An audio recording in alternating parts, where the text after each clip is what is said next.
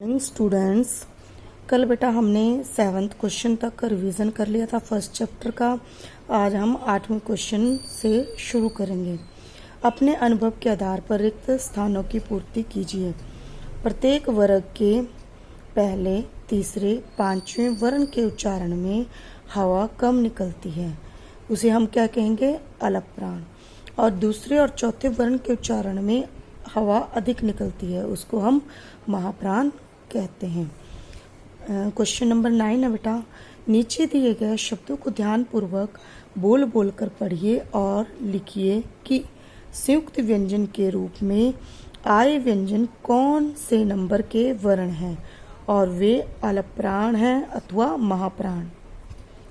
आपको ये तो पता ही है कि कल हमने किया था अलप प्राण किसे कहते हैं? जिनके उच्चारण में कम हवा निकलती है या वर्ग का पहला, तीसरा, पांचवा वर्ण आता है, उसको हम अलप प्राण कहते हैं। महाप्राण में जिनके उच्चारण में हवा अधिक मात्रा में निकलती है, वर्ग का दूसरा और चौथा वर्ण आता है। इसमें बेटा अच्छा च जो है पहला वर्ण है वह अलप प्राण है, छा दूसरा वर्ण है और महाप्राण है। मक्खन पहला वर्ण अलप प्राण, दूसरा वर्ण महाप्राण। मच्छर पहला वर्ण अलप प्राण, दूसरा वर्ण महाप्राण। चिट्ठी पहला वर्ण अलप प्राण, दूसरा वर्ण महाप्राण। बुद्धि तीसरा वर्ण अलप प्राण, चौथा वर्ण महाप्राण। पत्थर पहला वर्ण अलप प्राण, दूसरा वर्ण महाप्राण। नेक्स्ट क्वेश्चन है बेटा 10th क्वेश्चन है आपका कि नीचे दिए गए संयुक्त व्यंजन वाले शब्दों को बोल बोल कर पढ़िए। पढ़े गए शब्दों के आधार पर रिक्त स्थानों की पूर्ति कीजिए। वर्ग के प्रथम, तीसरे और पांचवें वर्ण एक साथ दो बार आकर संयुक्त व्यंजन का निर्माण करते हैं। 12 क्वेश्चन देखिए बेटा। नीचे दिए गए शीर्षकों के नीचे 3-3 उदाहरण लिखिए। अस्त, मस्त, वक्त। दो व्यंजनों का संयोग है, उनके बारे में लिखना है आपने। फर्स्ट पे अस्त, मस्त, वक्त। तो अलप प्राण एवं महाप्राण का संयोग।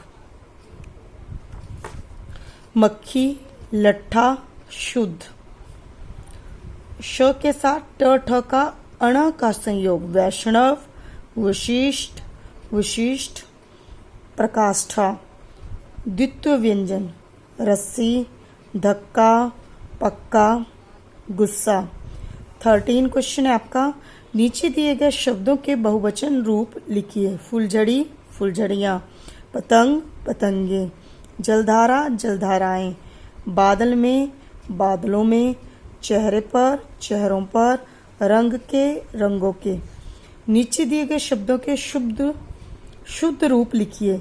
हरियाली, आंधी, न्यारी, रूप, मौसम, मृदंग। बेटा आगे आपकी वर्ग पहेली है, ये आप खुद स्वयं करेंगे और नीचे आपके पास चित्र वर्णन दिया गया है। एक अनुच्छेद का दृश्य दिखाया गया है, इसको अपने वर्ड्स में, अपने शब्दों में आप स्वयं करेंगे। इसके बाद हम नेक्स्ट सेकंड चैप्टर उठाते हैं बेटा, अनुस्वार एवं अनुनासिक। अनुस्वार जिनका उच्चारण केवल नाक से हो उन्हें हम क्या कहते हैं? अनुस्वार। और जिनका उच्चारण नाक और मुंह दोनों से होता है उन्हें हम क्या कहते हैं? अनुनासिक।